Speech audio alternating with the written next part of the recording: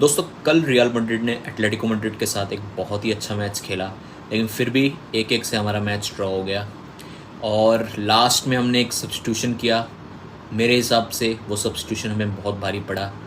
Carlo Ancelotti ने defensively strong होने के लिए रोड्रिगो को सब्स्टिट्यूट करके फ्रैन गार्सिया को खिलाया था, और हमारा जो बैलेंस है टीम का वो थोड़ा ख़राब हो गया।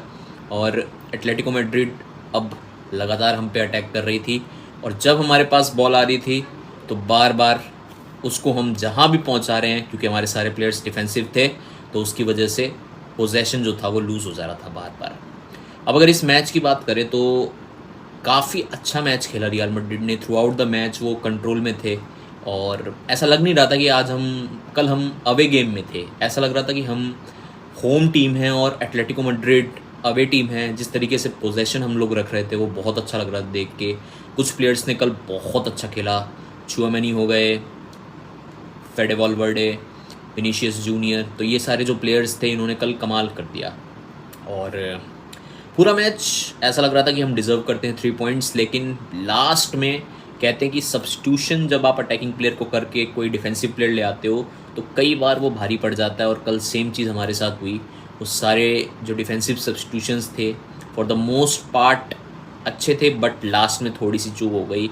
और एटलेटिको मैड्रिड की तरफ से एंजल कोरिया ने एक बहुत अच्छा गोल किया, और 1 पॉइंट हम लोगों ने जीता। और हमारे पास मौका था इस बार बार्सिलोना को, जो उनकी लीड है 4 पॉइंट्स की, उसको कट करके केवल 1 पॉइंट तक कर दें, लेकिन अनफॉर्चुनेटली थोड़ा सा लक हमारा ख़राब था और इस वजह से रियल मैड्रिड चूक गई लास्ट में। लेकिन ओवरऑल काफ़ी खुश था मैं परफॉर्मेंस से, बहुत अच्छी परफॉर्मेंस थी। और कई चांस थे हमारे पास मैच जीतने के, जैसे रोड्रिगो के पास कई मौके थे बॉक्स में, उन्होंने शूट मिस कर दिए। और ऐसा लग रहा था कि बहुत डोमिनेट कर रहे हैं हम और काफ़ी प्रेशर लेस खेल रहे थे। कभी भी मुझे ऐसा नहीं लगा कि एटलेटिको मैड्रिड बहुत ज़्यादा डोमिनेट कर रही है या वो बहुत अच्छे हैं हमसे। नहीं, हमारी जो क्वालिटी थी वो थ्रू आउट द मैच बहुत स्टेबल थी, काफ़ी अच्छी थी। और लूका मॉड्रिच क्या प्लेयर है यार, इस प्लेयर का मैं फ़ैन हो चुका हूँ। इसने इतने अच्छे अच्छे पासेस किए, और जब भी इनको प्रेस किया जा रहा था, ये प्लेयर प्रेस नहीं होता भाई, इसको प्रेस मत करो, किसी और को टारगेट कर लो। बट ये जो लेजेंड है ना, ये मतलब एक अलग ही ब्रीड का प्लेयर है। बेलिंगम से मेरी एक्सपेक्टेशंस बहुत थी और उन्होंने काफ़ी अच्छे अच्छे मोमेंट्स दिए। और विनीशियस आप सब जानते हो, विनीशियस को टारगेट करने वाले थे एटलेटिको मैड्रिड के फैंस। इस बार भी उन्होंने खूब सीटियाँ बजाई, खूब विसल्स किए, लेकिन विनीशियस अपना मैजिक जो है वो थ्रू आउट द मैच, उनका जो फ्लेयर है वो दिखा इस मैच में।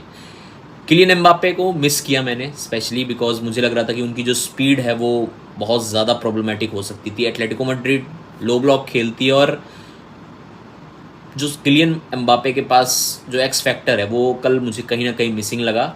और इसके अलावा बात करें तो डिफेंस में through out the match Mendy थोड़े से ढीले लगे, लेकिन बाकी कार्वाहाल, रुडिगर और मिलिटाओ बहुत अच्छा खेले। कोर्टवा ने कुछ बहुत अच्छे सेव्स किए, और बीच में आपने देखा कि बहुत एक दंगा फसाद हो गया था। एटलेटिको मैड्रिड के फैंस लगातार चीज़ें फेंक रहे थे, पता नहीं क्यों। 20-25 मिनट मैच उसकी वजह से रुका। क्या रियल मैड्रिड को उससे बहुत ज़्यादा लॉस हुआ? मुझे नहीं लगता ऐसा लॉस हुआ, बिकॉज हम हारे बिकॉज हमने बहुत ज़्यादा डिफेंसिव होके लास्ट के कुछ मिनट्स खेलने का डिसाइड किया था, इस वजह से हम हारे। और एटलेटिको मैड्रिड ने ऐसा नहीं है कि मैच जैसे ही स्टार्ट हुआ तो अचानक से मोमेंटम शिफ्ट कर दिया, नहीं, उन्होंने काफ़ी टाइम लिया और थोड़े से उनके अटैक्स ओरिएंटेड हो रहे थे। लेकिन हमारी मिस्टेक ये थी कि एक लैप्स ऑफ कंसंट्रेशन हुआ और बस वो गोल चला गया।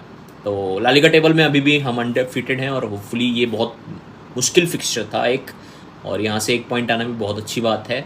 और होप करते हैं कि अगले हफ्तों में हम दोबारा से जो अपना विनिंग मोमेंटम है उसको बरकरार रखें, और बार्सिलोना थोड़े से आप और मैचेस हारो जैसे अभी आप हारे थे, और let Real Madrid come on the first spot on the league table.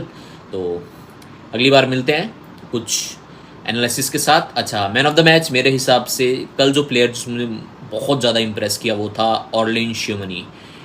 भाई वो बंदा हर चीज़ टैकल कर रहा है, कहीं से भी बॉल को विन कर रहा है, उसका जो रिटेंशन है वो कमाल का था, उसके पासेस भी बहुत अच्छे थे। और अब जाके कहीं ना कहीं मुझे लग रहा है कि जो चुआमेनी है वो वापस अपनी फॉर्म में आ गए, जैसा वो लीग 1 में खेलते थे।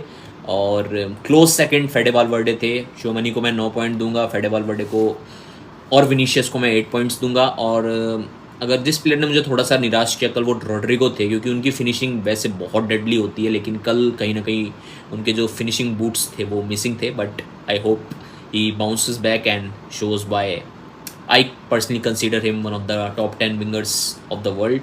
तो not just wingers but players, मेरे हिसाब से रॉड्रिगो में क्वालिटी की वो टॉप 10 हैं और आगे भी बहुत प्रोग्रेस कर सकते हैं। तो सारे real Madrid friends, thank you so much for watching this video. अगले हफ्ते फिर मिलते हैं एक नए मैच एनालिसिस के साथ। Thank you so much.